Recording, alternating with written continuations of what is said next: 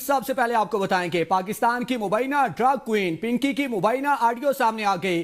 ملزمہ انمول کا کہنا ہے کہ آپ لوگوں کی عقل گھٹنوں میں ہے، 8-9 سال سے میرے پیچھے لگے ہو، ریٹائرڈ ہو جاتے ہو مگر مجھے پکڑ نہیں پاتے۔ ملزمہ نے مزید کہا کہ جس دن دماغ سے سوچنا شروع کر دو گے پنکی کی طرح برانڈ بن جاؤ گے، پتہ نہیں کہاں سے آ جاتے ہیں، پنکی کو پکڑیں گے۔ انمول نے یہ بھی دعویٰ کیا کہ پورے کراچی میں کام کر رہی ہوں، اگر اٹھا سکتے ہو تو اٹھا لو۔ پورے کراچی میں اندھیر ڈال رکھا ہے۔ کراچی گارڈن تھانے میں منشیات فروش خاتون انمول عرف پنکی کے خلاف سند نارکوٹکس ایکٹس اور غیر قانونی اسلحہ کی دفعات کے تحت 2 مقدمات درج کر دیے گئے۔ پولیس کے مطابق بلار آرکیڈ کے فلیٹ پر کارروائی کے دوران 1240 گرام تیار کوکین، 15 کیپسول مختلف کیمیکلز اور غیر قانونی اسلحہ برآمد کیا گیا۔ گرفتار ملزمہ کو جوڈیشل مجسٹریٹ جنوبی کی عدالت میں پیش کیا گیا، جہاں عدالت نے جسمانی ریمانڈ کی استدعا مسترد کرتے ہوئے انمول عرف پنکی کو عدالتی ریمانڈ پر جیل بھیج دیا۔ آئندہ سماعت پر تفتیشی رپورٹ بھی طلب کر لی گئی ہے۔ کراچی میں منشیات فروش انمول عرف پنکی کی عدالت میں پیشی کے دوران SOPs اور قواعد کی خلاف ورزی، ملزمہ کو بغیر ہتھ کڑی کی عدالت پیش کرنے پر IGC نے واقعے کا سخت نوٹس لے لیا۔ واقعے میں غفلت اور کوتاہی کے مرتکب متعلقہ تفتیشی افیسر اور عملے کو فوری طور پر معطل کر کے garden head quarter south report کرنے کا حکم دے دیا ہے۔ IGC نے معاملے کی شفاف تحقیقات کے لیے سینئر آفیسرز پر مشتمل تحقیقاتی کمیٹی قائم کرنے کی ہدایت بھی جاری کر دی ہے۔ آپ کو اپڈیٹ کریں اسی حوالے سے کراچی کے ایک چھوٹے سے علاقے کی رہائشی انمول مبینہ ڈرگ کوئین پنکی کیسے بنی، ملزمہ کے ساتھ کون کون ملوث، تفصیلات ABN نیوز پر۔ ملزمہ 10 سال سے کراچی اور ملک کے بڑے شہروں میں کوکین کی بڑی ڈیلر سمجھی جاتی ہے۔ ملزمہ کا نام پہلی بار 2020 ڈیفینس میں ڈاکٹر مہا قتل کیس کے سامنے آیا۔ قصور کے پنکی کراچی میں جمشید کوارٹر بلوچ پاڑے میں رہتی ہے۔ پنکی کے خلاف 2021 اور 2022 میں گزری اور درخشاں نے بھی 10 مقدمات درج ہوئے۔ ملزمہ اس سے قبل درخشاں پولیس کے ہاتھوں میں گرفتار ہو چکی ہے لیکن ضمانت پر باہر آ گئی تھی۔ انمول اور پنکی کی ساتھی ٹک ٹاکر بابرا اور ویبو کو بھی درخشاں پولیس کے ہاتھوں گرفتار ہوئی۔ ملزمہ کی ایک اور ساتھی سائمہ عرف ہیرا مساج سینٹر چلاتی تھی۔ سائمہ کا سابق شوہر منشیات فروش تھا۔ سائمہ نے دوسری شادی کرنے کے بعد پنکی کا نیٹ ورک چھوڑ دیا۔ پنکی کا ساتھی عدیل عرف وکی بھی گرفتار ہو چکا ہے۔ اسی حوالے سے مزید تفصیلات جان لیتے ہیں بلال علی سے۔ جی بلال، بتائیے گا اس حوالے سے مزید کیا تفصیلات سامنے آئی ہیں؟ جی بالکل، دیکھیے آج جو ہے وہ انمول عرف پنکی کا جو ہے وہ کیس جو ہے وہ چل رہا ہے اور سب سے شہر کی سب سے بڑی کوئین جو ہے انمول عرف پنکی قانون نافذ کرنے والے ادارے کے ہاتھ جو ہے وہ گزشتہ روز جو ہے وہ آ گئی تھی، لیکن آج جو ہے اس کی گرفتاری بھی ظاہر کی ہے۔ ظاہر کرنے کے بعد پولیس نے انمول عرف پنکی کی باضابطہ گرفتاری بھی ظاہر کی ہے۔ ساتھ ساتھ میں آپ کو بتاؤں کراچی کے ایک چھوٹے سے علاقے سے انمول عرف پنکی کوئین کیسے بنی، ملزمہ کے ساتھ کون کون ملوث، تفصیلات جو ہے ABN نیوز نے حاصل کر لی ہے۔ یہ بھی آپ کو ساتھ ساتھ بتاتے چلوں کہ ملزمہ 10 سال سے کراچی کے اور ملک کے بڑے شہر میں کوکین کو بڑی ڈیلر جو ہے سمجھی جاتی تھی۔ ملزمہ کا پہلی دفعہ جو ہے نام 2020 ڈیفینس ڈاکٹر مہا قتل کیس کے سامنے جو ہے وہ آیا تھا۔ ملزمہ کے آبائی تعلق قصور، جبکہ کراچی رہائشی جو ہے جمشید کوارٹر بروچ والے کی جو ہے وہ تھی۔ انمول اور پنکی کے خلاف 2021 اور 22 میں گزری اور درخشاں میں 10 مقدمات جو ہے وہ درج تھے۔ اس سے قبل بھی جو ہے انمول پنکی کی ساتھی ٹک ٹاکر بابرا اور بیبو بھی درخشاں پولیس کے ہاتھوں گرفتار ہو چکی ہیں۔ اس کا جو سابق شوہر منشیات فروش ہے، لیکن سائمہ نے اب دوسری شادی کے لیے پنکی کا نیٹ پر جو ہے وہ چھوڑ دیا ہے۔ ساتھ ساتھ میں آپ کو بتاؤں پنکی کے ساتھی عدیل اور فکی بھی گرفتار ہو چکا ہے۔ ملزمہ کا ایک اور ساتھی جو مبینہ طور پہ پولیس والا بتایا جاتا ہے کامران، جو آج کل روپوش بھی ہے۔ ملزمہ انمول پنکی پوش علاقے اور خاص طور پر تعلیمی اداروں میں منشیات جو ہے وہ سپلائی کرتی تھی۔ ملزمہ نے منشیات کی تفصیلات میں بائک رائڈر جو ہے وہ بھی رکھے ہوئے تھے۔ ملزمہ سے اسلحہ، کروڑوں روپے مالیت کی کوکین، کیمیکلز اور دیگر نشہ برآمد جو ہے وہ برآمد کیا گیا ہے۔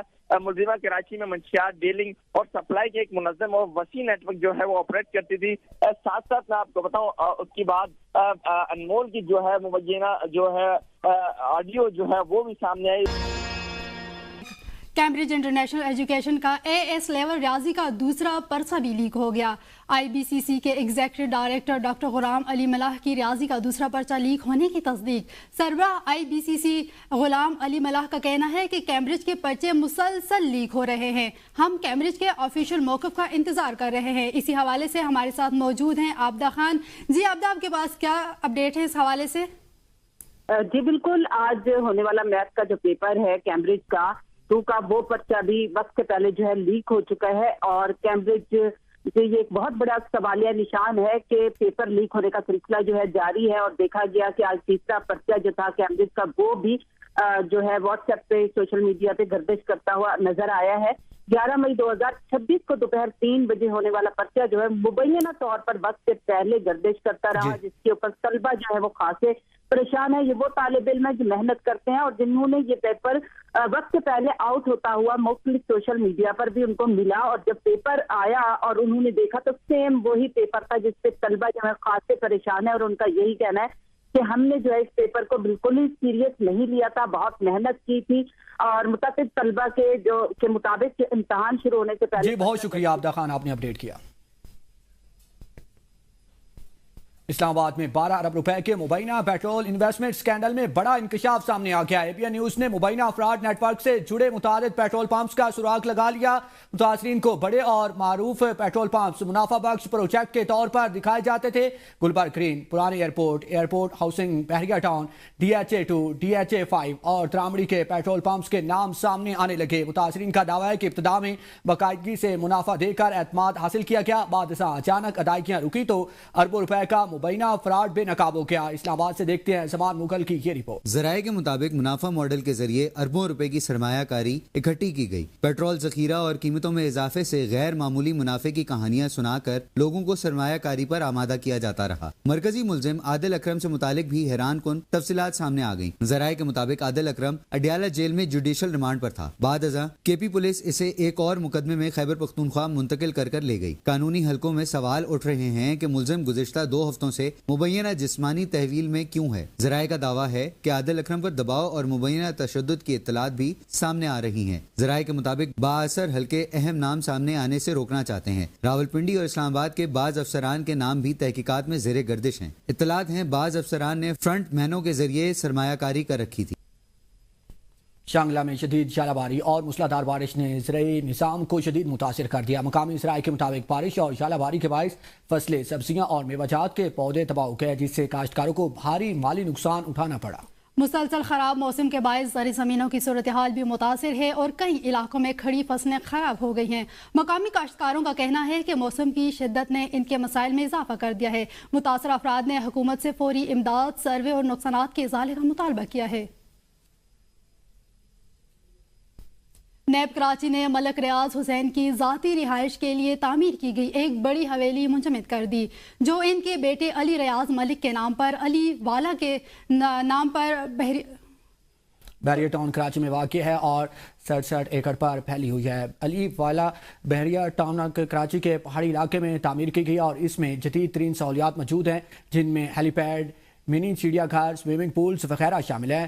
دبئی انکوائریز میں نیب نے 1338 ایکڑ اراضی بھی منجمد کر دیا، جس پر الزام ہے کہ بحریہ ٹاؤن کراچی نے ناجائز قبضہ کیا ہوا ہے اور اس زمین پر بحریہ گرینز اور مختلف سیکٹرز تعمیر کیے جانے تھے۔ یہ اراضی حکومت سندھ کی ملکیت ہے۔ نیب نے بحریہ ٹاؤن 2 کی مکمل 3150 ایکڑ زمین بھی منجمد کر دی ہے۔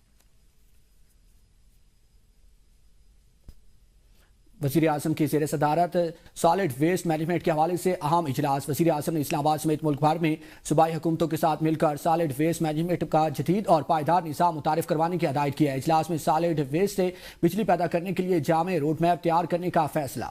وزیر اعظم نے سالڈ ویسٹ سے توانائی بنانے کے لیے ایک جامع لائحہ عمل تجویز کرنے کے لیے ٹاسک فورس بنانے کی ہدایت کی ہے۔ شہباز شریف نے کہا ہے کہ ٹاسک فورس جدید ٹیکنالوجی، عالمی تجربات کی روشنی میں سفارت شار مرتب کرے گی۔ وزیر اعظم کی مجوزہ ٹاسک فورس میں نجی شعبے اور بین الاقوامی شہرت کے ماہرین کی شمولیت یقینی بنانے کی ہدایت کی ہے۔ وزیر اعظم نے کہا کہ سالڈ ویسٹ سے توانائی پیدا کرنے سے درآمدی ایندھن پر انحصار مزید کم ہوگا اور قیمتی زر مبادلہ کی بچت ہوگی۔